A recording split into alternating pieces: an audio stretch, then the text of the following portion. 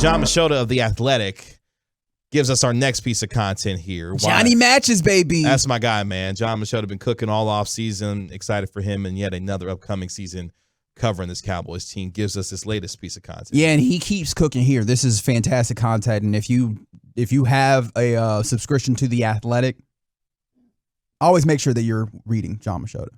Please. Good Stuff. In this instance, he reached out to Tim Jenkins, who was an undrafted rookie free agent quarterback for the St. Louis Rams in 2013. Why that time in particular?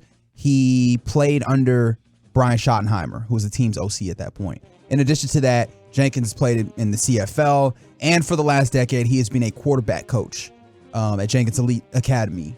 So he's been doing some quarterback coaching. He's very particular to that, that portion of the game. So obviously, all those things coalesce here when we're talking about Dak Prescott and the ways that his season might go, Brian Schottenheimer's influence on this offense, and what all of this is going to mean as it comes together. Mm-hmm. So with that being the case, right, the first question is, with Schottenheimer was quoted as saying the Cowboys will keep about 70% of the same offense.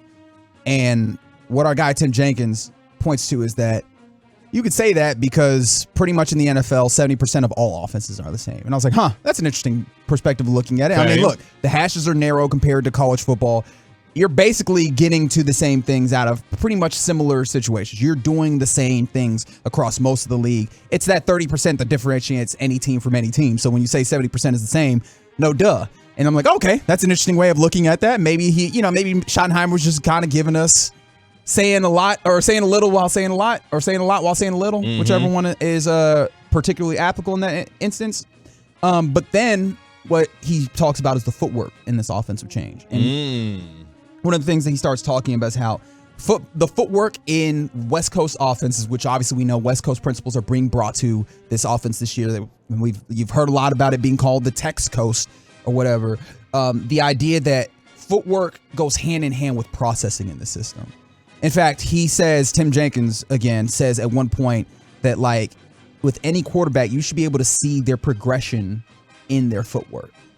And so it's so tied in that way that your footwork should be tied to your progression and getting the ball out. And so there should be like an interconnectedness there. And it seems like there's going to be more pure, or at least in theory in the West Coast offense, more pure progression situations where you go option 1, option 2, option 3. And the ability to process that information quickly, because with West Coast offense principles, your footwork's got to be quicker. We're talking about 3-step drops, being able to see information and be able to process and make decisions rather quickly. And of course, with it being quick, that means, and that's why your processing has to be tied to your footwork, because you need to be ready to throw as soon as you see it, which means your feet need to be in the right place. So as you're progressing and setting up for option 1, your feet need to be facing option 1, right? Like that's all what he's saying there. So obviously, those things are going to be tied together. Now your decision making is going to be helped by your mechanics. Your mechanics are going to be helped by your decision making, right? In addition to that, that will then lead into getting the ball out quicker, right? And one of the things that Tim Jenkins says in this piece on The Athletic is that sometimes with quarterbacks, especially ones that are really sound, is that sometimes they'll, pass open the first option, even though it's open, to get to something else for whatever reason.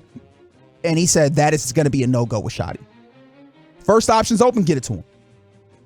Right? Like first open option, get it to him. Yeah. Right? And so I'm really intrigued by that note, because what do you hear there? I'm interested in your how you read that idea of first option that's open in the progression, get it to him no matter what. That, to me, the word that comes to mind is decisiveness. See it, throw it, go. Make the decision, process the information, and then be able to make the throw on time, because not only we talk about the footwork, but this is also a rhythm and a timing-based offense as well. So your ability to process that information and make that decision will not only allow the receiver to be in the right spot where they need to be, but then also be able to make another play based off your ability to get to the football on time. So that word comes to mind for me is decisiveness when I hear that. Again, worth noting is that this is Tim Jenkins, former NFL and CFL quarterback who played under Schottenheimer. Schottenheimer is the OC. He's going to help put these things together, but ultimately Mike McCarthy's the play caller, right? And we understand that supposedly this offense is not going to be a straight West Coast offense. So, with all those caveats, the thing that I find interesting is that I think there's going to be less consideration for who is this particular receiver in this point, and what am I? It's just going to be what is the scheme getting me get the ball out, and like you said, making quick decisions, not having to add those extra variables to your decision making. I wonder how that's going to play. Also with the viewers, with the fans out there, and with us, right? Us in the media. How are we going to take that the first time? It's like, why did you go there when that one was open? When in all reality, it sounds like within this offense and within the principles of this offense, first one that's open within the progression, get the ball there. Other receivers be damned. Okay, I like where he's going here because now we're talking about this in the context of also eliminating turnovers as well. The more decisive you can be with the football, the quicker you can make a decision. Hopefully that eliminates a turnover, which then allows your offense to be that much more efficient, but also being able to protect the football to be able to string together that many more plays within this offense. Now, again, we're talking about the changes in these offense and how they will help Dak Prescott hopefully have the best season of his career. And going on further in this, McCarthy has talked about in training camp that the biggest challenge or the biggest change will be protection in the passing game. And Tim Jenkins says that, the challenge he saw was from the mental side of the game. And so when it comes to your protections are going to be dictated by the defensive front. So how the defense lines up will then dictate how the offensive line protects. And that is going to be almost static. Like, everyone should know what those are. So, with that being the case, obviously the quarterback is still going to be responsible for making sure that it's all in the right place. But, there's a lot of built-in checks that the quarterback's going to need to handle. Like, all right, well, this is what we're seeing, so this is what it needs to be. It's not even just going to be like, this is my preference and we'll figure it out.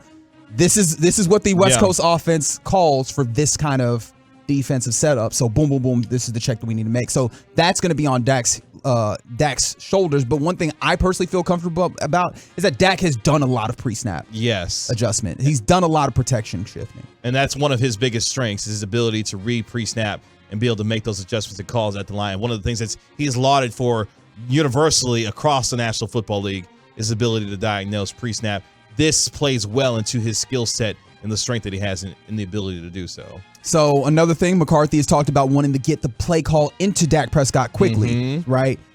And that, in a way, is putting more on his plate. And the thing that I found so interesting about this, and I need to find the exact quote within what I'm looking at, is that, you want to get up there quickly. You want to get the play so you can, if you need to kill or whatever, because obviously we're talking about protections and all these things. But he said, and I quote, "There's not a lot of defense for the quarterback in the system. It puts everything on the quarterback." And I'm very intrigued to see how people react to this, right? He says, that's why I think the system is going to be way more friendly to Dak. There are going to be plenty of situations where you see he kills something, and then if he still goes to a check down quickly, he probably made the wrong adjustment. There's not a lot of defense for the quarterback if we put all of this on your plate and you're still not getting it done. That's a bigger issue. So this is going to be, according to Tim Jenkins, a quarterback who's played under Brian Schottenheimer. This is probably going to be like a pretty, a litmus test, a pretty clear-cut litmus test of, do you think Dak can do what you need him to do? It should be pretty clear to the people that understand, the schematics of what's happening, if he is capable of doing it or if it's not. So there's a lot of people that have had so much conversation and consternation about Dak Prescott for years and years and years at this point. And I don't even know if I should say it like this, but it feels like, according to Tim Jenkins again, and if he is correct in what he is saying here, that this is going to be a very, very telling season for this quarterback. The responsibility of this offense and what it calls for, from a diagnosing of protection, your ability to read pre-snap, what you want to do with the football, the decision-making and the decisiveness in which you make those decisions with, all of that is shouldered upon the quarterback within this offense, and Dak Prescott is capable of handling this. We've seen over the last couple of years, when he has been at his best, his ability to be accurate with the football, make good decisions, and be able to put this offense in a position where they are playing with a rhythm and a pace that allows him to be one of the most efficient offenses in the NFL. That is what he's capable of. Now the question is, in this offense, with decisions, checks, calls being brought in quickly, can you process that information quickly enough based on what this offense calls for? I think he can do that, but that puts that on his shoulders to be able to do that on a consistent basis week in and week out. Yeah, processing is the name of the game, not just for the quarterback, but also for the wide receivers. What was one of your favorite watch words for this team early on in the preseason? Play purpose. That's one, right? And so not only the quarterbacks knowing, everybody involved in the play understanding what needs to happen, where you need to be. And one of the things that Tim Jenkins is talking about here is that the West Coast offense is exact. So, like, especially when you talk about wide receivers, right? There's places for you to be. Yes. And you need to be in those places. Maybe there's wiggle room for like a slot wide receiver to do some different stuff, which, hey, good for you. You've got a really good one in CeeDee Lamb. But when it comes to like the other wide receivers, there's a particular place for you to be, and there's not going to be like decisions on the fly. Decisions on the fly. You are to be in these spots. And of course, this is again in a stereotypical West Coast offense. We'll see how that is adjusted for this particular Texas team or Cowboys team.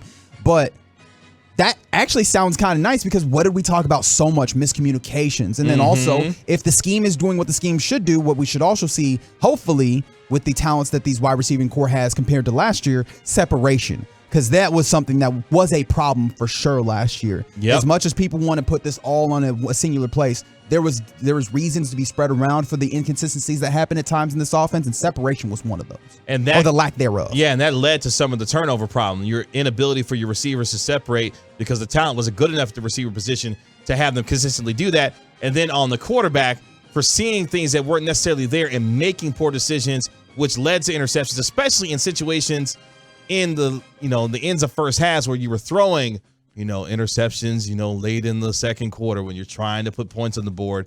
Hopefully some of that gets eliminated based off of their ability to simplify some of this on the offense when it comes to the West Coast here. So let's take this all down to the very final point.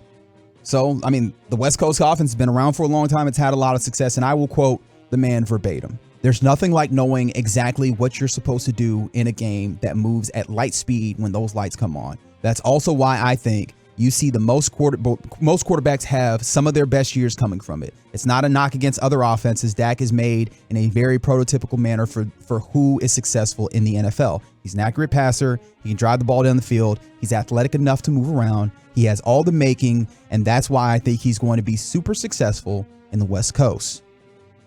So there you go. Like, these are the things from a man who has played, or one who coaches quarterbacks now, but who previously has played in the West Coast offense, looking at Dak Prescott, looking at the offense that you have and saying, this is going to be a success for this, and this reason for Dak Prescott. So I think that is a hopeful look at what you have coming up beginning on September 10th and carrying on through the rest of this 2023 Cowboy season.